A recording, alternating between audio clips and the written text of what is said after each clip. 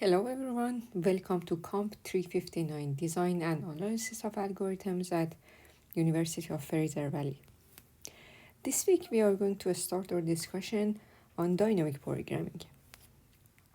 So dynamic programming is actually one of the most important problem solving approaches and we will see many different problems that we can actually solve using dynamic programming, problems that at the beginning might actually look like exponential, and using the dynamic programming we can solve them in polynomial time. Many of the even graph algorithms, different shortest path problems are going to be solved using dynamic programming. I'm going to actually keep those algorithms to be discussed in the section of the graphs. So the name dynamic programming is also has its story. I actually put the link here. You can check it on. It is actually have a nice story behind the name. So the idea of the dynamic programming is that we try to again use the recursive relations to find a solution for a problem just based on the recursion. Find a recursive relation for your problem that helps you to find the optimal answer. And then we try to play with that recursive relation and rewrite the problem in an iterative way. And most of the time it is involving some kind of creating a table. You can actually think of it as a cache that subproblems, different subproblems of the smaller size subproblems, we try to store the answer for them in a cache so that later on we avoid the redundancy. So there are two, in fact, main parts in the dynamic programming, in solving a problem using dynamic programming. The first part is to find the correct recursive relation, and the second part is to try to avoid the solving the smaller subproblems in that recursive relation and using actually a table. Most of the time we store the answers in a table.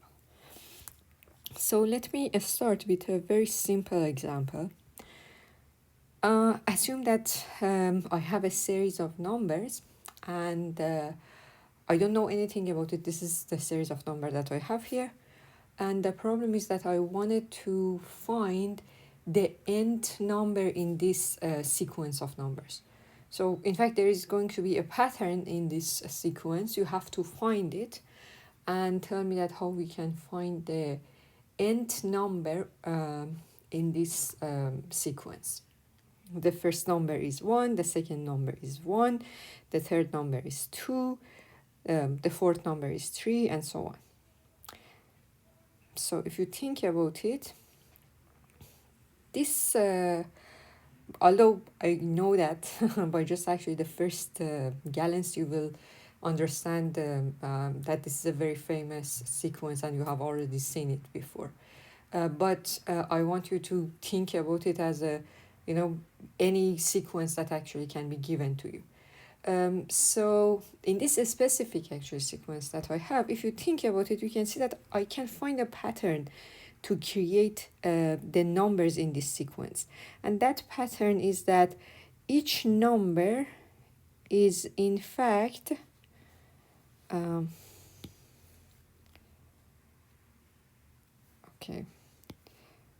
each number is in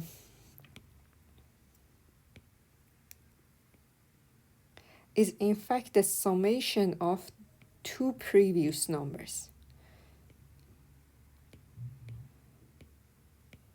Okay, so this tells me that there is a recursive relation here. So to find the nth number in the sequence, I can actually find a recursive relation that tells me that, yes, the nth number is the summation of nth minus 1 number and n-2 number. Okay, so this is going to be that recursive relation for me. And of course, any recursive relation needs some basis. And the basis for me, based on this, actually the sequence which is given, is clearly that f1 is 1 and f2 is also 1. So that's it. I actually found the recursive relation for this problem that I'm solving. The nth number that I'm looking for, it can be actually calculated using this recursive relation, and there are going to be two base cases for that one. F1 is 1 and F2 is actually 1 as well. So far I have solved half of the problem. And you know that, of course, this is a Fibonacci sequence. You already knew the recursive relation, but I just wanted to give you the idea that given the problem, you first find a recursive solution, recursive relation for solving your problem. Then, in fact, the next actually step is that, okay, I would write a recursive function to to solve actually the problem that I have, right? And this is a recursive function that I have written. That if this is the base case, if it is not the base case, the answer will be calculated using exactly the recursive relation that I have written. The Fibonacci, the same actually function. I'm calling it for n-1 and n-2.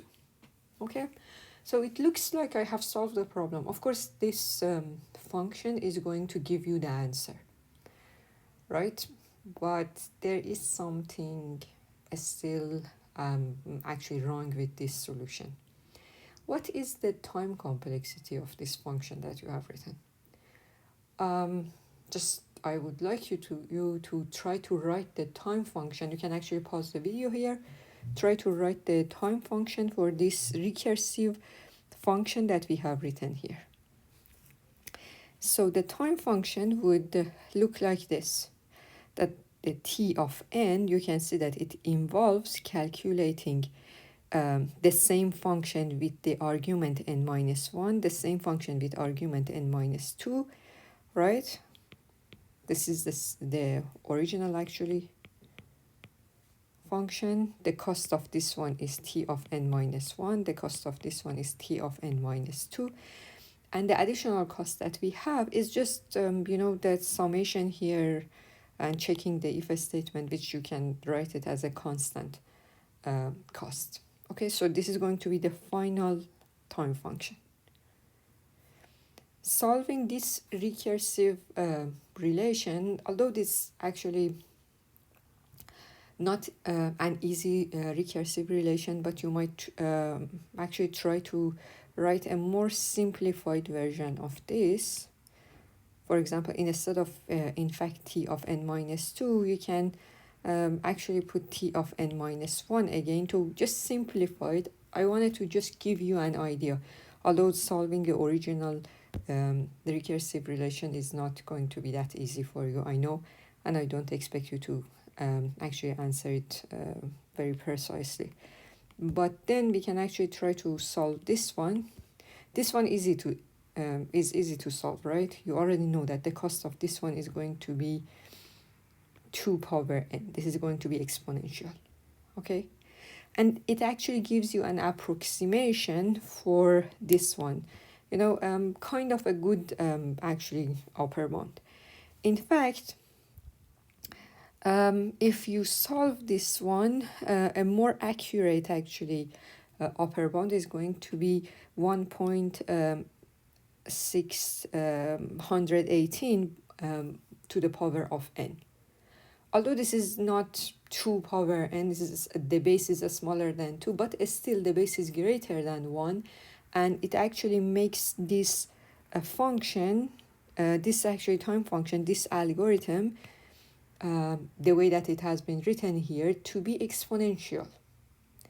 It really is going to actually take a long time. If you try to, it is very simple. You can just actually try it, and I would recommend you to try it. You can write down the algorithm in Python or in actually Java, and try to see that what is going to be the largest largest value of n that you can solve using this algorithm in less than, for example, 5 seconds. Okay, 5 seconds is a long time, in fact, for the calculation, and you can just try to see that what is going to be the largest value of n that can be calculated using this algorithm in less than 5 seconds, and you will actually see that the value of n is going to be, I don't have actually an exact answer because it depends on which machine you are going to run and which even programming languages you are using, but I'm sure that you are not going to actually get something larger than probably 150 or something like that. Okay, so a pretty small actually value. So this recursive function that we have written is exponential. And I mean, if you wanted to actually see that what is the issue, you can try to write down the recursive tree for the function calls. So if, for example, this tree that here is demonstrating the function calls for when you are actually calculating fib of 7. Okay, calculating this function when the value of n is 7. You can see that for just calculating the 7th Fibonacci number, I have to calculate fib 5 twice. I have to calculate fib 4 times. I have to calculate fib 3. You can actually just calculate it and see that how many times you are calculating fib 3. 1, 2, 3, 4, and 5. 6 actually. 6. No, 5. Sorry, 5 number of times that you are calculating fib 3. So you can see that you are, you don't really need to calculate fib 3 5 times. The third number in the sequence, this is actually when you actually calculate it, that's it. You know the answer and you don't really need to calculate it again. After you calculating the fourth number in the sequence, you know it and you don't need to calculate it again. So the issue that actually caused this exponential time function here is in fact the redundancy in calculating the subproblems. And we although we don't really need to calculate those subproblems more than once. So the idea to solve the issue is that we think about the subproblems, we think about all the subproblems which are possible and we might need it sometime. We try to calculate them once and avoid calculating them more than one time. Whenever you calculate it, okay, you have the answer. You shouldn't actually calculate it again. So here, actually that idea of caching is going to come handy. So what I can do is that I can create a table, and for any subproblems of different sizes that I can have, for each one, I will actually store them. Whenever I calculate them, I store them in a table, and next time that I would like to calculate it again, instead of calculate it, I will refer to that table and get the answer. So this idea of actually caching the answer of the subproblems is called memorization. So what we can do is that we can create a table. So here is in programming in programming, that creating a table is going to be actually an array, and this array is going to be one dimension. Why? Because when you are actually creating subproblems are one dimension, right? It is just based on the 7th number, the 3rd number, the nth minus 1 number, right? So this is just one dimension, so I just need a one dimension table here. So whenever I have calculated the Fibonacci of n, before I return the answer, I will actually store it in the table as well. Okay, so in this way, what will happen is that I will also update and add one more if statement for the recursive function. That if the answer of n has been calculated before, just get the answer from that table and just return it. I just actually call that table answer as well too. It's just more intuitive, right? And in this way, I would avoid calculating the subproblems again and again. Just each subproblem will be calculated only once. If you try to actually draw the recursive tree for this new recursive function that we have written, which is actually updated using the memorization approach, you can see that the tree would look like this. That, okay, for example, fib7, when you actually are going to be to call it, the answer n hasn't been actually calculated, right? So I don't have this if statement is going to be false. This if statement is also false. Then you are going to actually call fib of n minus 1. So you can see that fib of 6 will be actually called. Inside fib of 6, you will call fib of 5. Here you will call fib 4. Here you will call fib 3, fib 2. And okay, so fib 3 you will call fib 2 and fib 1. What would happen is that after these two actually will be returned using this case, right, the value of fib 3 will be calculated and it will be stored here as well. So for all of these function calls, we will store the fib 3 in that table. Fib 4 will be stored in the table. Fib 5 will be stored. Fib 6 will be stored. So the next time that you try to actually recall them again, you can see that the tree is not going to be actually growing here anymore, because you will stop in this if statement, right? So it's just like the tree that you had has been actually, all these branches has been cut. So you don't actually follow those. So if you think about this new recursive calls that you have, it can actually just tell you that what is going to be the time function, the time complexity of this new recursive function that we have. So can you tell me that this new, let me actually just clean here a little bit. This new recursive function for the Fibonacci sequence, can you tell me that what is going to be the time complexity of this recursive function?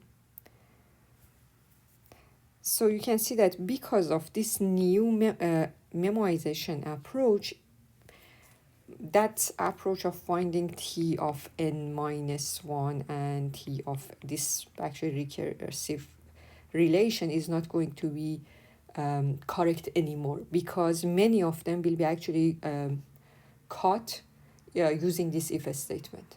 So how you can actually analyze the time complexity of that? You can think about the recursive tree and see that how many, you can see that again, all of these are going to be some nodes in your recursive tree, right? And the cost of each of these nodes is going to be constant amount of work, right? So finding the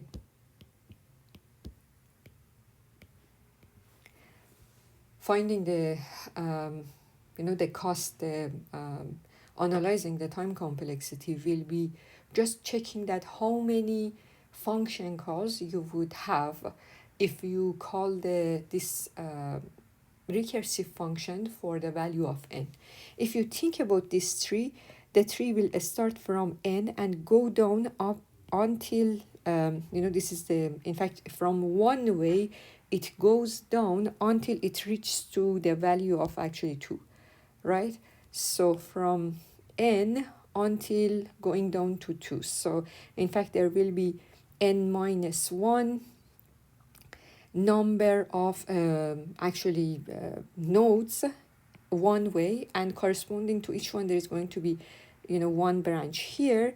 So 2 to n minus 1. This is going to be the total number of function calls that you would have. And so the total time complexity is going to be linear. And if you think about it, it would actually make sense, right? Because what you are doing is that you are in fact calculating all the values in this array, right? You are calculating all the Fibonacci numbers from, you actually started the function calls from n, but in fact you are calculating all the Fibonacci values from 2 to the, 2 to n. And the cost of calculating each one is going to be constant. So in total, this is going to be just linear, right? So this is the idea of the memorization. The next idea in dynamic programming is that, okay, this is good, that we found the recursive relation. Then we found some way to avoid the redundancy in calculating the subproblems, which is actually the memorization. The next step is that instead of, in fact, writing your problem in recursive way, try to write your problem in iterative way. And in fact, it's just like this table of the answers, which is going to be actually keeping the answer for all the subproblems. You try to fill the table in a bottom-up way. Instead of writing the function in recursive way that solve the problems in top-down, that starts from the largest actually function and try to solve it, and each time it actually makes it smaller and smaller, you try to actually fill the table and solve the smaller subproblems, and using smaller subproblems you go up until you find the answer for the larger subproblems. So this is going to be look like this, that again I have this in fact table that I need to fill, and I start from the smaller subproblems and I go from 3 to n, and each time actually finding the answer for the next larger and larger and larger and larger problems. And you actually, so it's going to be something like this, that the first two numbers are 1, right? So it's just like if we index them in this way. So, and then you calculate this one, then you calculate the fourth, then you calculate the fifth number, then you calculate the sixth number, the seventh number, and you actually go on until you find the nth number. You actually just go up until you find the nth number that you want. Okay, so this is the whole idea of the dynamic program. Although in some cases you can actually go further. So for example, in a case like this, that you can actually see that I don't even need to keep all the answers in the table. What I need, it is actually just, most of the time when you apply the dynamic programming, you probably need to keep the whole table. Sometimes the table that you create is just actually 2-dimensional, in fact, in many problems. But sometimes the problem is easy, so that you can actually find, some clue about the problem that you are solving. And you see that, for example, in the case of Fibonacci, I don't really need to actually keep all the subproblems, the answer to all the subproblems. Whenever I'm calculating, for example, the fifth answer, I just need the 2 previous ones.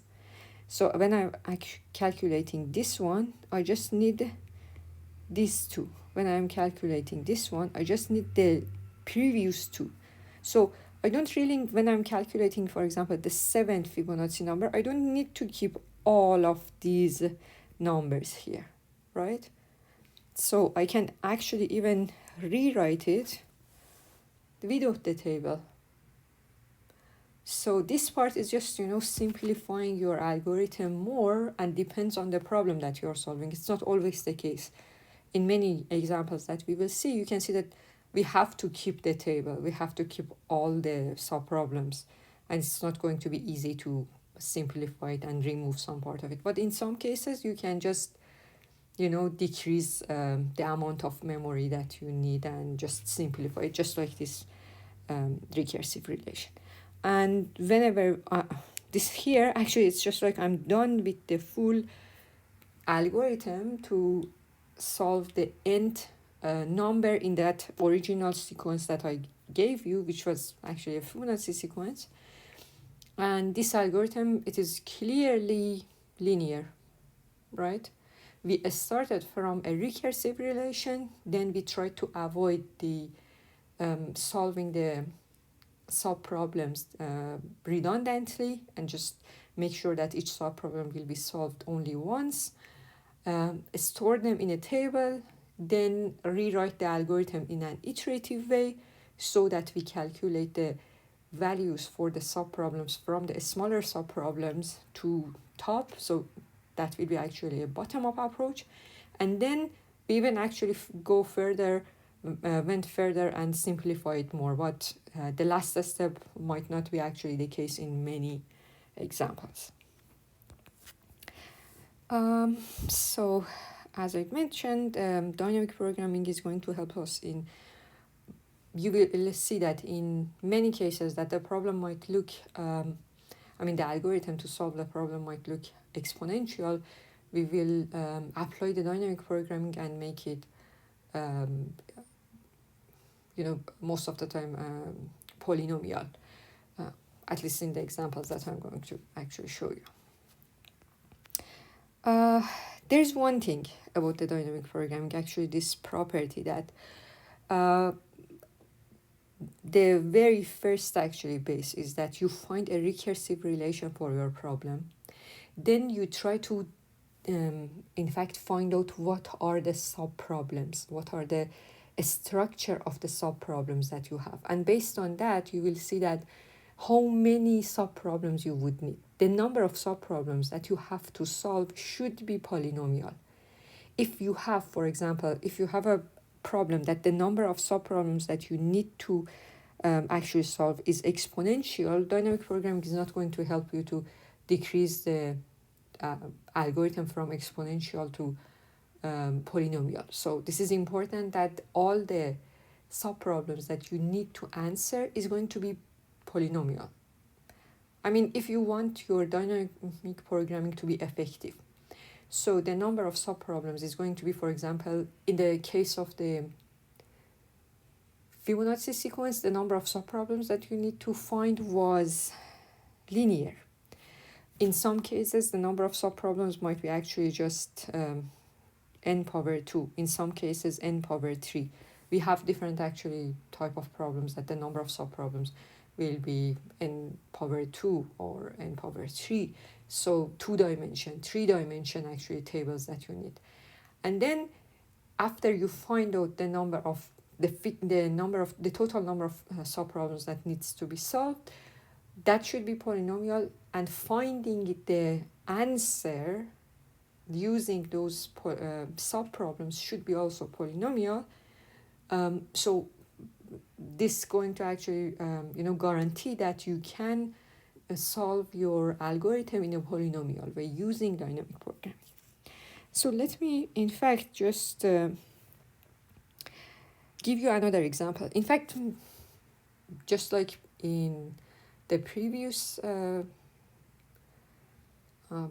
approach, the divide and conquer approach, that we see different examples. Again, for the dynamic programming, I'm going to solve different problems using the idea of the dynamic programming. And these different actually problems, which are, all of them are very famous problems. You can find them in all the textbooks of algorithm design.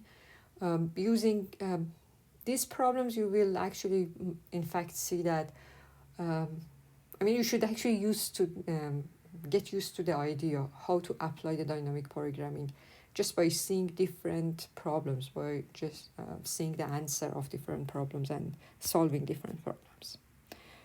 I'm just trying to say that there is no specific formula that I can give you and you can apply it. The whole course is just about the problem solving, and I'm just trying to give you the idea. Unfortunately, there is no fixed formula that helps you to always apply it over all the problems. Okay, the very first problem that we are going to solve here is matrix chain multiplication. What is the problem? Assume that I have a chain of matrices and I'm going to multiply them. The order of these matrices is fixed, that in fact what I wanted to calculate is A1 multiplied by A2 multiplied by A3 multiplied by A4 and so on until AN. What I need to calculate is this, but I wanted to find the best approach to calculate it, which is in fact the most efficient approach. So you might actually be confused that what does that mean, because you have to actually calculate this multiplication. So let me actually just explain it in this way to you. You know that the cost of multiplying two dimensions, that each one is in fact two-dimension matrices. Okay, assume that I have two matrices A and B. So A is of size m to n,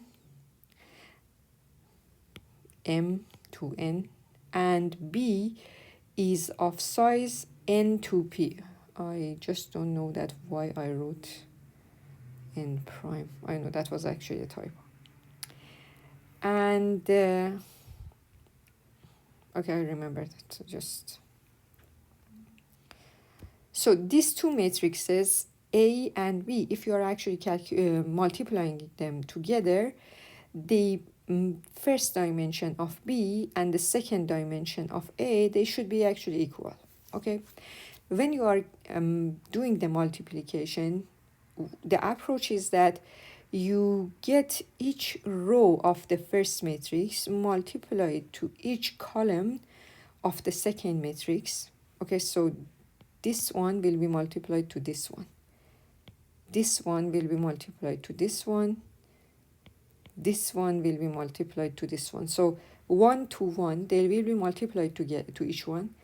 You get the summation and the answer will be actually written here. Okay, and then you actually just go forward and take this row, multiply it to the first column, to the second column, to the third column, to the fourth column, and you will actually put those answers here, here, and here. And then you continue. The next row will be taken and it will be multiplied to this column, this column, this column, and this column. Okay, so I'm sure that you know about the matrix multiplication from the high school or the actually other courses that you have taken in the university. So what is the cost of multiplying two matrices, one of size m to n, the other one of size n to p? If you think about it, the number of times that you do the simple multiplication, each of these, how many times you are actually doing the multiplication. In fact, this is the cost that I am looking for. The cost is going to be m to n to p, right? If you write a function to calculate the multiplication of two matrices, if you give them two arrays, one of dimension m to n, the other one n to p, if you write down the full algorithm to do the calculation, the cost will be O of m n p, right? It's going to be actually 3 loops, each of actually one iterate over m, the other one iterates over n, the other one iterates over p. So that's going to be the cost of this multiplication. The cost of multiplying a to b. Multiplying a to b. This is the cost. Okay. Okay, now you know that what is going to be what I mean by cost of the multiplication of two matrices. So Now assume that I have three matrices and I'm going to calculate the multiplication, actually the answer of A1 multiplied to A2 multiplied by A3. So there is no algorithm that give you the answer of multiplying three matrices at the same time. What I can do is that I can actually calculate, for example, A1 to A2 first, then get the answer. This is going to be a matrix multiplied to A3. Okay. And someone might actually say that I can also first multiply A2 to A3, then multiply, get this answer, then multiply A1 into that matrix. You can see that I didn't change the order of these matrices, because if you change the order of them, you might actually just ruin the whole answer. But what is important for me is that which matrices I should multiply first. In fact, it's just like how I should, put the parentheses in between these matrices. If I have three matrices, I'm going to actually calculate the multiplication. There is going to be two ways that I can do it. The answer, the final answer of this one and this one is going to be the same. The final answer of these two is going to be the same. But the cost of doing the multiplication is different. So if you don't agree, try it. The cost of multiplying, the cost of actually doing it this approach, what is going to be the cost? It's going to be the cost of multiplying A1 to A2 first. So A1 into A2. That cost is going to be 10 into 100 into 5, right? This is going to be the cost of doing the first multiplication. Then you have to actually just tell me that what is going to be the cost of multiplying the whole matrix here into A3. So before you go forward, you should actually just tell me that what is the dimension of this, the result of this multiplication. This is going to be a matrix of size 10 to 5, right? This one and this one. And now you are going to multiplying it to A3, which is of dimension 5 to 50. The cost of this multiplication, I'm going to add them, right? The cost of this multiplication is going to be 10 into 5 into 50. So you can do the actually math here and tell me that what is going to be the answer. So I'm going to actually just leave it here for you to do the calculation. I'm going to actually check the answer for this one. Multiplying A1, A2 to A3, what is going to be the cost? The cost of multiplying A2 to A3 is going to be 100 multiplied by 5 multiplied by 50. So here it's going to be 100 multiplied by 5 multiplied by 50 plus the cost of this matrix multiplying to this matrix.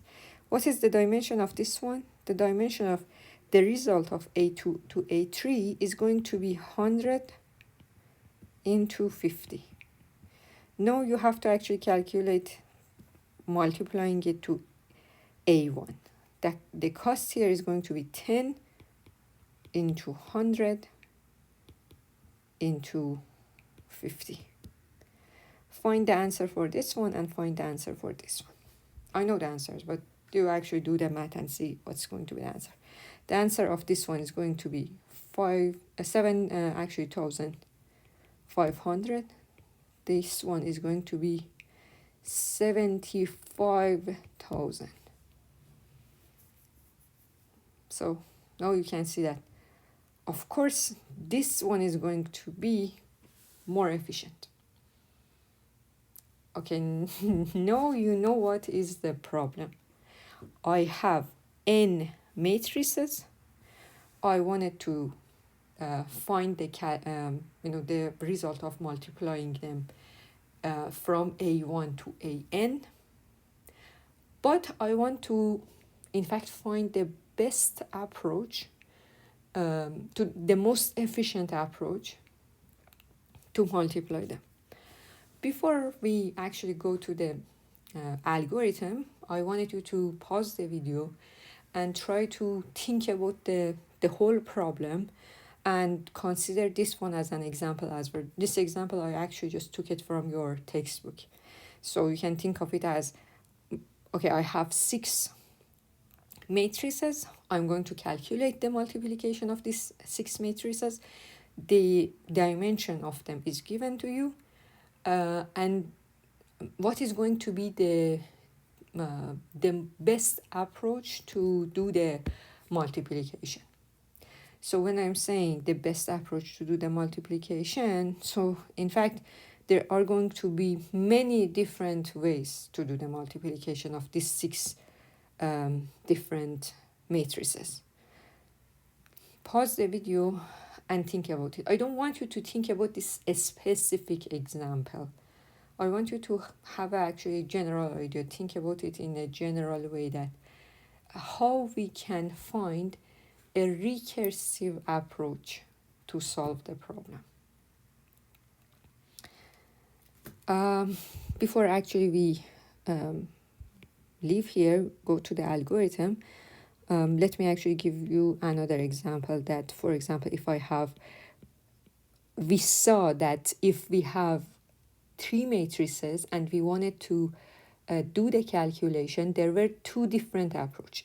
So if, for example, I have 4 matrices, how many different ways you can do the calculation? Let me give you actually an idea here. So either I will do the calculation of, for example, it's just like, put the parentheses between these matrices and created, some multiplication of just 2 matrices. So it will be like, I can either do let me just remove this one here. How can I delete this?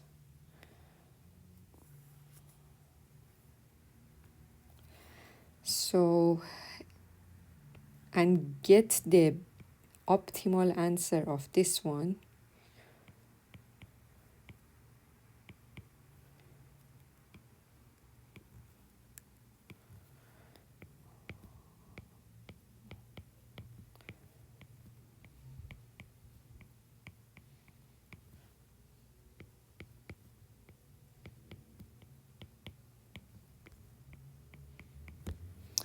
And in fact, you can see that for this one, there are going to be 2 approaches, right? A2 to A3 and then multiply to A4, or A3 to A4 and then get the answer multiplied to A2. And for this one also, there is going to be 2 approaches. A1 to A2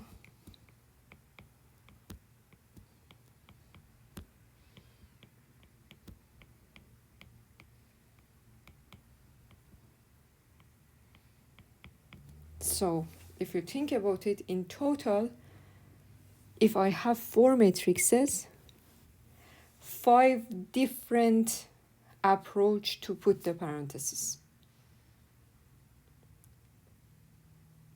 Okay, do it for 5 matrices.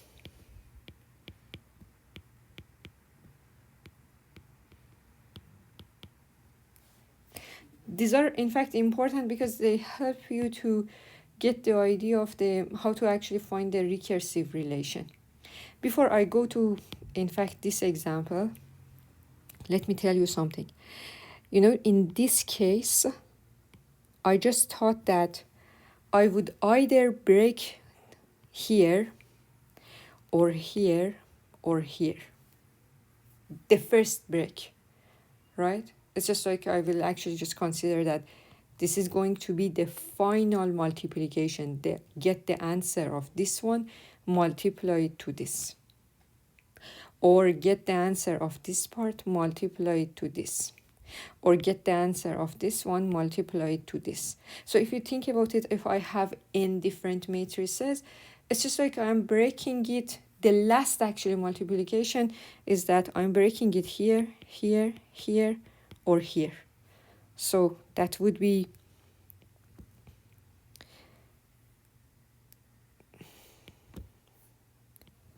so this parenthesis,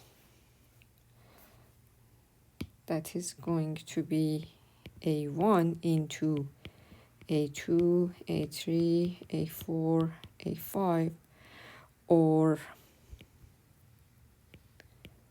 A1, A2,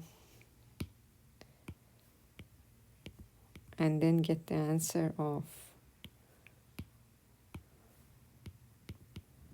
A3, A4, A5, or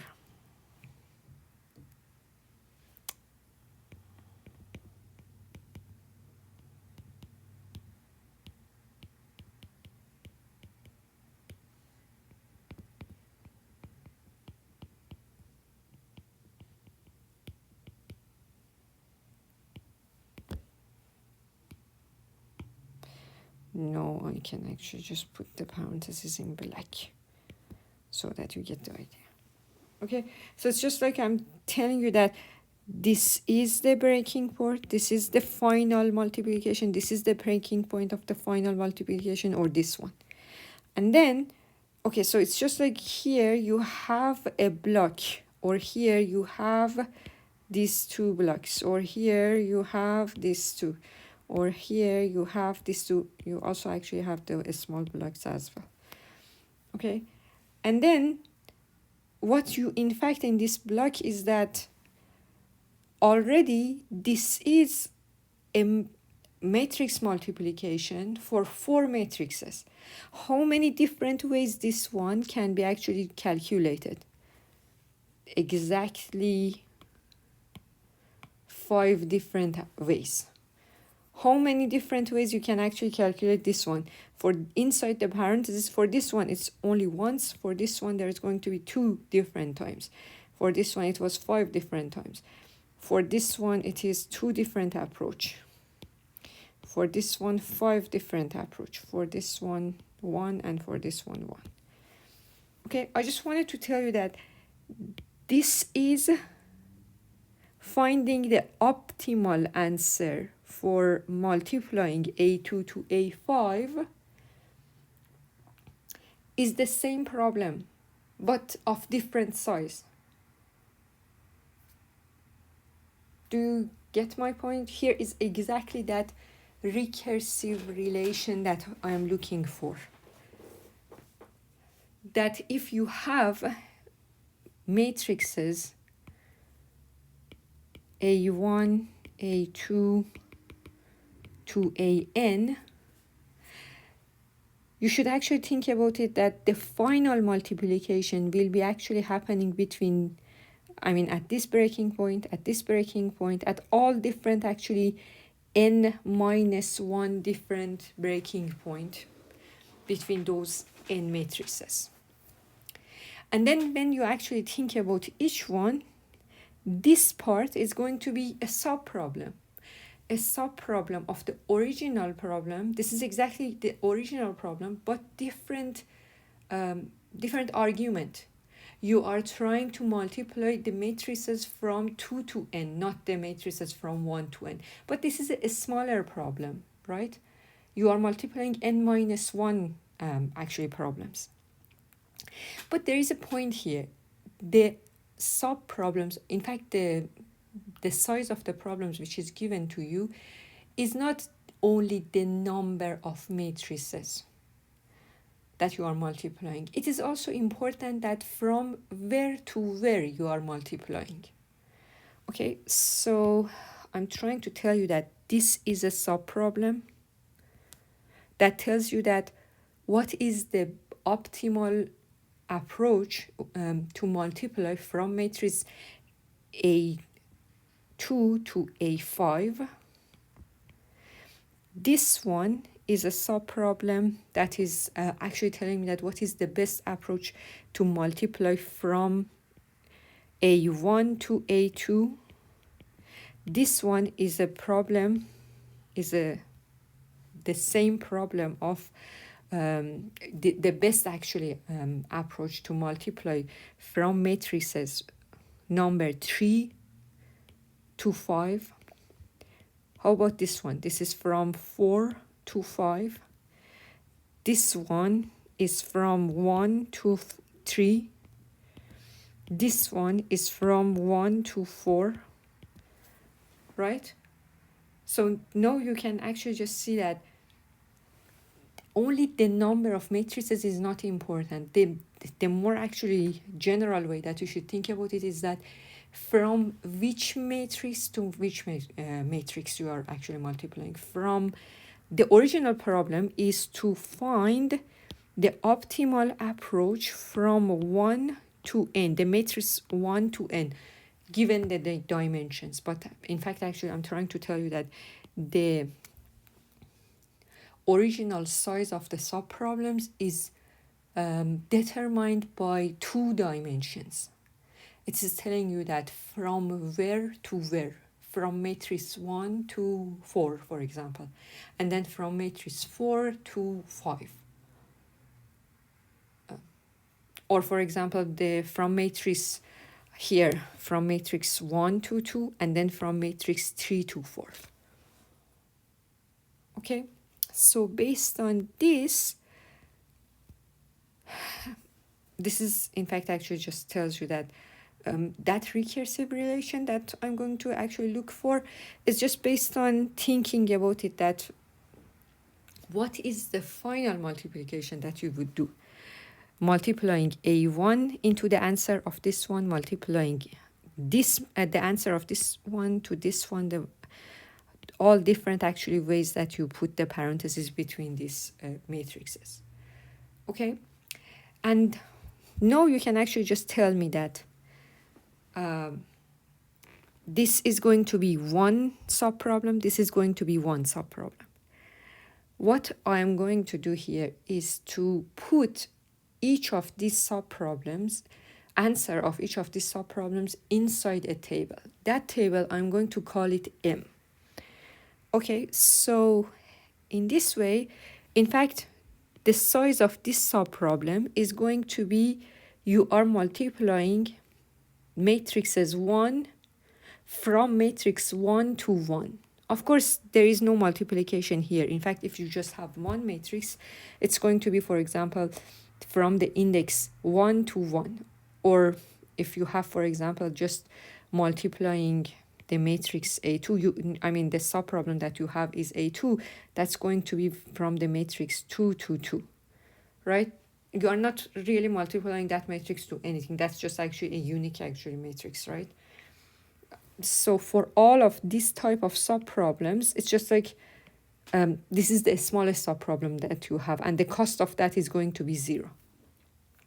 What is going to be this, for example, subproblem that you have? That's going to be the problem of multiplying the matrices from 2 to n. Okay, how about this one? This is going to be from matrix 1 to 2. This one is going to be from matrix 3 to n. This one is going to be from matrix n1 to n minus 1. This one is going to be from matrix n to n. Again, the cost of this one is clearly 0, right? Because you don't really have any multiplication there. So the point is that I have a table, and that table is going to have 2 dimensions. I'm calling it M. So if you think about it, this is going to be something like this. You can see that this is a table. I'm calling it M. Each of these, in fact, each of these cells is going to show one of the subproblems that I have in the original problem that I'm solving. The full problem that I wanted to solve is the multiplication of the problem, all the matrices from A1 to AN, right? So that is going to be, where is going to be the answer of that? That's going to be from 1 to n. Which cell is that? That cell is going to be here. So in fact, this is going to be the final answer. It will keep the final answer that I'm looking for in the original actually problem, which is given. And what are the smaller, in fact, subproblems that I have? Let's start with something actually, in fact, simpler. Instead of n, I'm going to focus on, for example, the problem of solving multiplication of 3 matrices, right? If I have this problem, the value of n is in fact 3, is right? So this part that I have marked, it is going to look like this, that your matrix is going to be of size, sorry, you have 3 matrices, right? And the table that you have for the answers, for the subproblems, is going to be 3 to 3. Okay, so the optimal answer for multiplying A1 to A3, there is going to be 2 different options for that, right? Either you will multiply A1 to A2 first, and then get the answer actually multiplied to A3, or you get A2 to A3, multiply them, and then multiply A1 to A. That, right? So you calculate this one, you calculate this one, whatever is the best, that one is going to be actually the answer of the 1 to m of 1 to 3. Here you can actually see that this part, this is m of 1 to 3. This is the optimal actually answer that I'm looking for, and that is coming from the cost of multiplying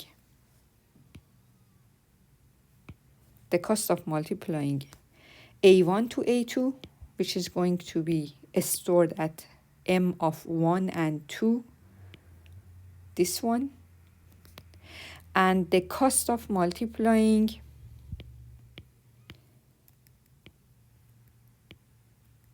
from 3 to 3. So the cost of multiplying from 3 to 3 is here, which is 0. In fact, you know, all of the answers in this diagonal here is going to be 0. You can actually see that they are corresponding to m of I and I, which is actually telling you that there is no multiplication between actually because there is only one matrix. Multiplying from matrix 1 to matrix actually 1, from my matrix 2 until matrix 2, from matrix 3 until matrix 3. So when the value of the 2 dimension is the same, this is going to be over the main diagonal here, and the cost of all of them is going to be 0. So the optimal answer here for me is going to be either the summation of this one and this one. You can see that I actually color them with the same color, or the cost of the summation of these two, or the cost of the summation of from 1 to 1 plus from 2 to 3. So where are they? They are going to be here and here.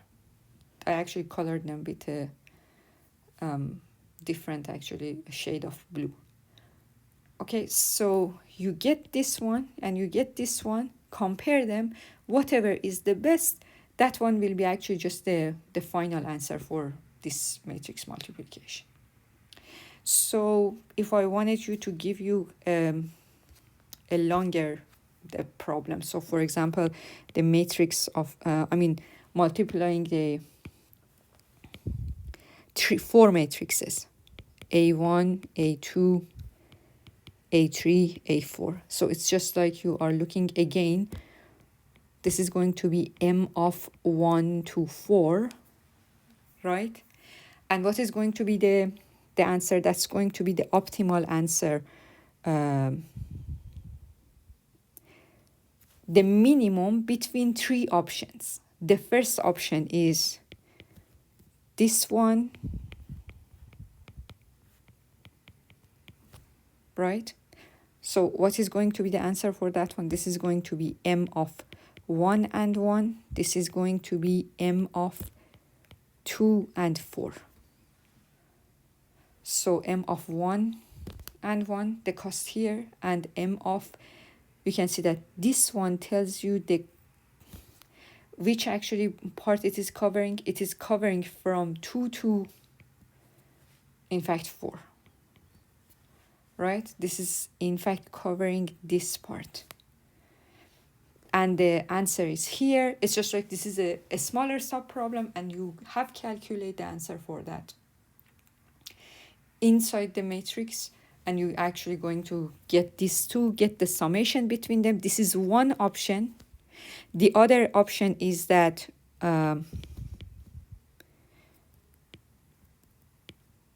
you get the answer of these two, and again the answer of this one. Where is the answer of this one? This is going to be the cost of this one, is the cost of the multiplication there is going to be M of 1 and 2. This one is M of 3 and 4. Where are they?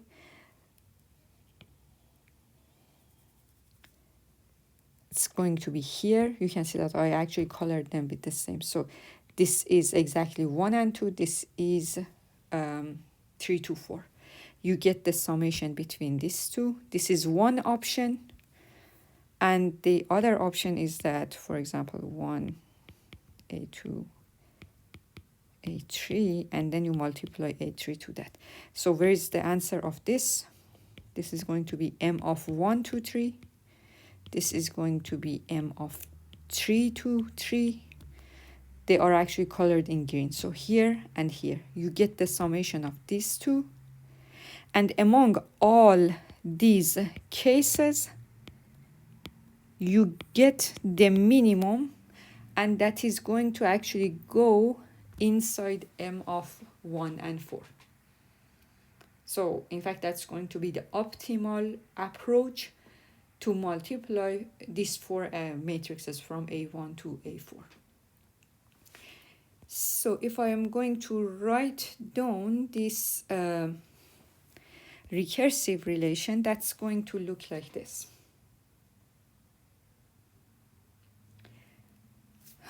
Before actually going to the recursive relation, let me actually show it to you in this way. You have n matrices, right? The very last actually multiplication between them would happen between these two, all of these different actually approach that you put the parentheses in between them. And the cost of multiplying each of these, it is going to be of the problem of the same type but different argument. And for each one, we have in fact calculated them before, and they are going to be inside a table. Just think about it in this way. Or you can in fact think about it in this way, that you are looking for M of 1 and n, and this M of 1 and m is going to be coming from the final actually multiplication of one of these n different approaches that we have, n minus 1 different approaches that we have for dividing the actually matrices. Okay, and you get the minimum between all of these until you find the optimal answer for M of 1 to n. So the cost of each of these different approaches, I in fact forgot to tell you that it is going to be the cost of the smaller, in fact, parentheses that we have, the cost of a smaller subproblems, and also the cost of the final multiplication. When you are multiplying A1, let me actually just clean here a little bit. When you are multiplying this matrix into this matrix, there is going to be a cost here as well. So I'm actually showing it here, that the cost of multiplying A1 to the result of A2 to an, or the cost of multiplying the result of A1 to A2 and the result of A3 until A5, an, right, sorry, and so on. So this is going to be all these different actually cases. You need to calculate each of these and get the minimum between them. Okay, now you can actually think about it as a recursive relation. You can see that I am looking for m of 1 and n, but there is going to be a recursive relation for all the values of inside m, and it is just like in the general way. If you think about it, that I am calculating m of I and j, okay, from I until, in fact, this column j, this is going to be this cell, and in fact this is telling me what is going to be the best approach, the minimum cost to calculate the matrices from a sub I to a sub j. Okay, this is a general actually recursive relation, and it's just like it tells me that I should break it here in all of actually different breaking point from I to j. So this k is telling me those breaking point. It is actually creating two smaller subproblems, and this is the final cost of multiplying here this the cost of multiplying the last two matrices. I will actually just you can in fact assume that the size, the dimension of the matrix A sub I has been stored inside an array, which is given as an argument into U, and that's going to be let's just actually just because the dimension of this one and the dimension of, for example, A sub I plus 1 is going to be pi and pi plus 1. So all these dimensions is just given to you inside an array from p sub 0 to p sub n. And I'm actually showing that cost here. The cost of actually the final multiplication between two matrices. What would happen if the value of I and j is equal? The value of I and j is equal, so it's going to be, in fact, all the values in the main diagonal of this table, which is going to be 0. What would happen if the value of j is smaller than I?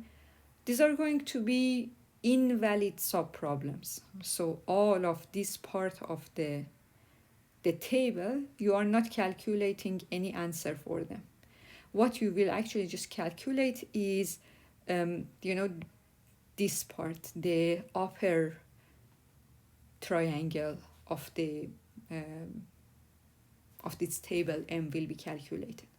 All these parts, when the value of I is the value of j is smaller than the value of I, they won't be calculated. The reason is that each of the cells M from I to j, it actually tells you that what is the cost of multiplying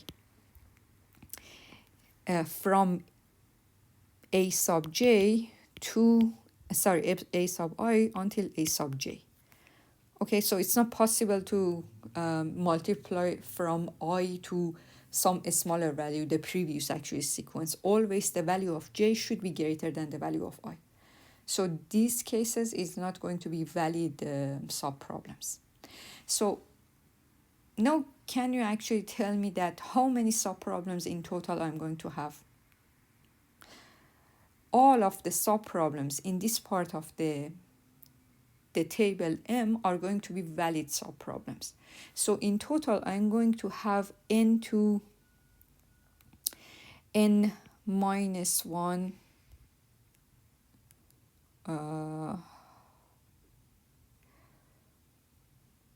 so n power 2 divided by 2, sorry, n power 2, the total number of actually, sorry, the total number of subproblems that I'm going to have is going to be n into n minus 1 divided by 2. This is going to be the total number of cells that I'm going to have here, right, on the upper triangle of this table of M. This is going to be the total number of subproblems. Okay, the other actually point is that after I came up with the full recursive relation, what I can do is to just calculate, write the recursive function.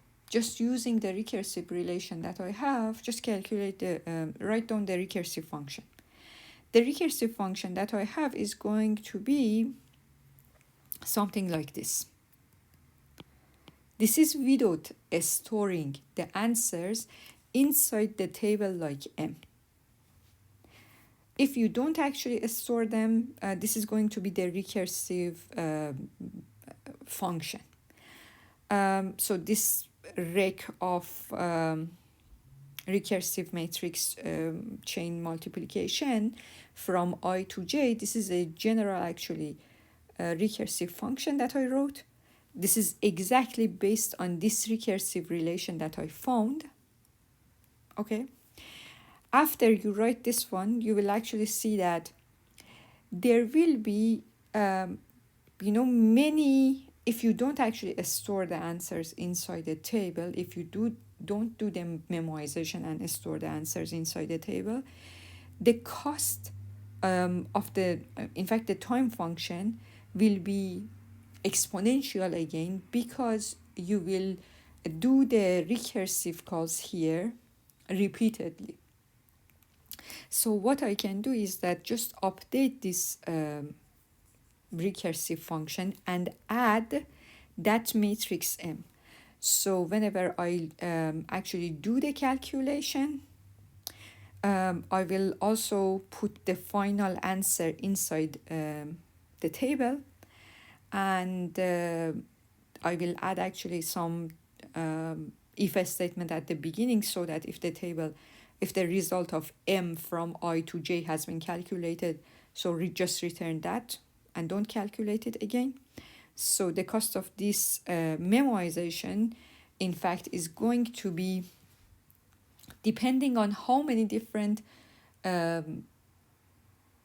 problems I had, this number of subproblems that I would calculate was, remember, the number of subproblems that I would calculate was n to n minus 1 divided by 2, all of these cells here. And the cost to calculate each of them is just exactly how many possible breaking point you are going to have. So the cost of calculating each one is going to be linear. So linear multiplied by n power 2 different subproblems, the total cost is going to be n power 3. Right? So you have to calculate all these cells here. To calculate each one, there is going to be a loop. In fact, you need a for loop that checks all different breaking point here between I and j. So it's going to be linear cost there. So linear multiplied by n power 2 different, it's not exactly n power 2, n to n minus 1 divided by 2, but that's going to be, in terms of the lambda notation, that's going to be actually n power 2. So, and at the end, the final cost is going to be n power 3. So this is the memorization actually version of the recursive function, and the cost of that is going to be n power 3. Here it actually just tells you that how we can, in fact, instead of writing it in a recursive approach, in a top-down approach, we wanted now to rewrite the full algorithm in a bottom-up approach, in an iterative way.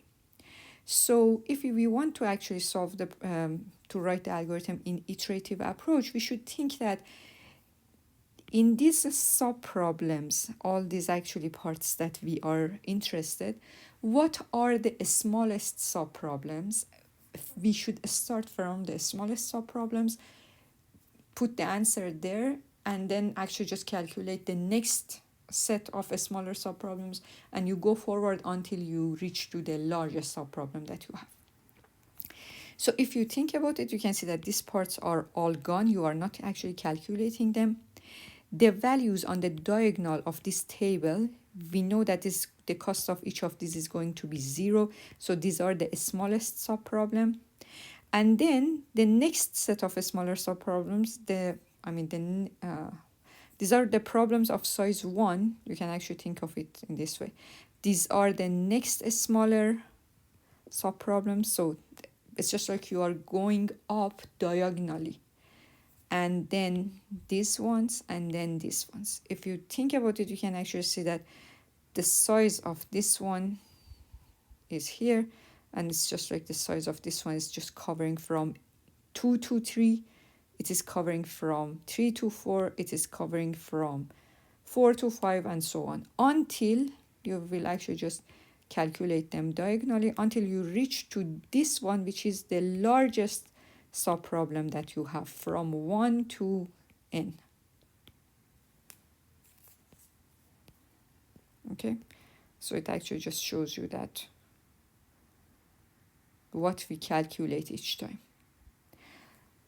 So after you actually understand that, what are the order of the smaller subproblems? These are going to be problems of size 1, problems of size 2, problems of size 3. I mean, of size, you know that the problems here are going to be 2-dimensional, the subproblems. So when I'm saying of size 2, it's just like from I to j, there are 1 matrix, 2 matrix, 3 matrix, and go on. So, and here it actually just shows you the iterative version of the same matrix. I would recommend you to try to go through this matrix, because it's just a little bit tricky. You can see that it was not a regular, when you actually go over and a 2-dimension matrix, usually you have 2 for loops that, for example, from for I from 0 to n minus 1, for j from 0, or for example from I to something.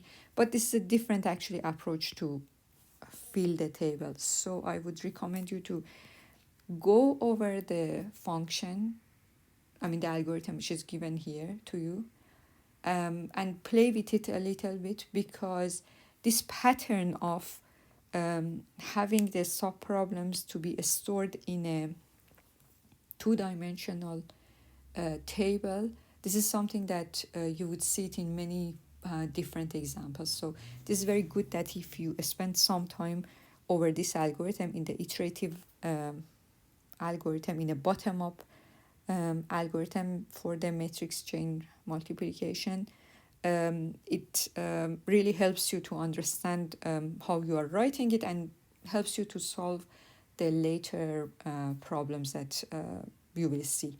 Some problems that have the same pattern of solving the subproblems. And clearly, when you write it, the algorithm in a bottom-up approach, you will see that the time complexity of this one is going to be exactly n power 3.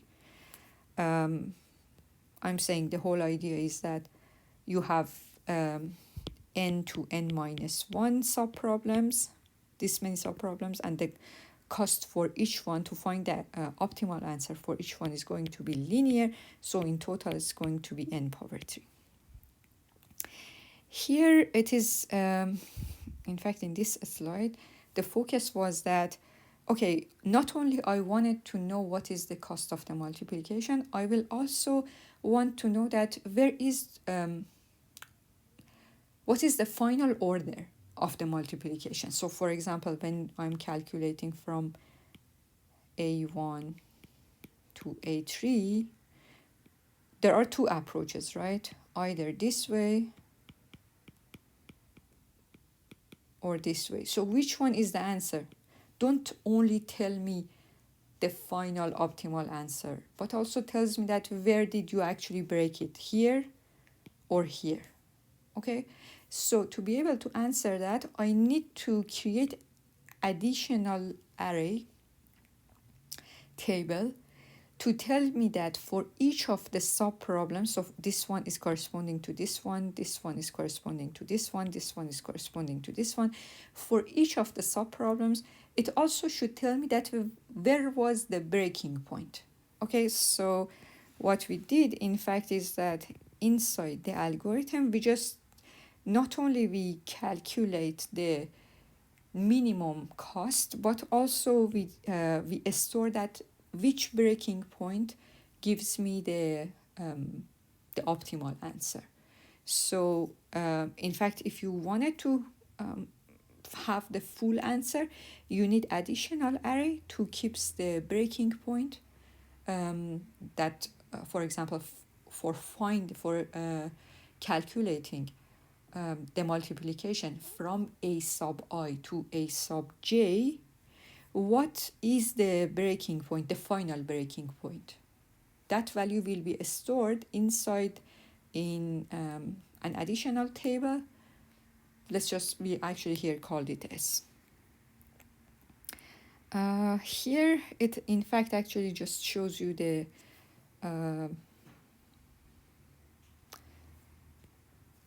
these tables, this figure that I copied here, it is from your textbook for the example that I gave you at the very beginning. You can see that we have actually calculated two tables, M and S. M keeps the cost of the number of multiplication, the cost of multiplication, and S keeps you the, in fact, the final answer. So here, when it actually tells me that the breaking point is 3 for the cost of multiplying from A1 to A6, in fact, it just tells me that you should go from A1, A2, A3, and then from A4, A5, and A6. So it's just like it tells me that the breaking point was here. And then you would actually just look from A1 to A3, where is the breaking point, and then you recursively started from the A1 to AN and find the answer and put all the parentheses until you find the optimal answer. So I think this is all I wanted to discuss about the matrix multiplication. I know that it might look very complicated, but maybe the best actually approach here is that you refer to the textbook, because it has it is written the full explanation, and definitely that's going to be more understandable probably than what I discussed here. But we can actually just talk about it during in class.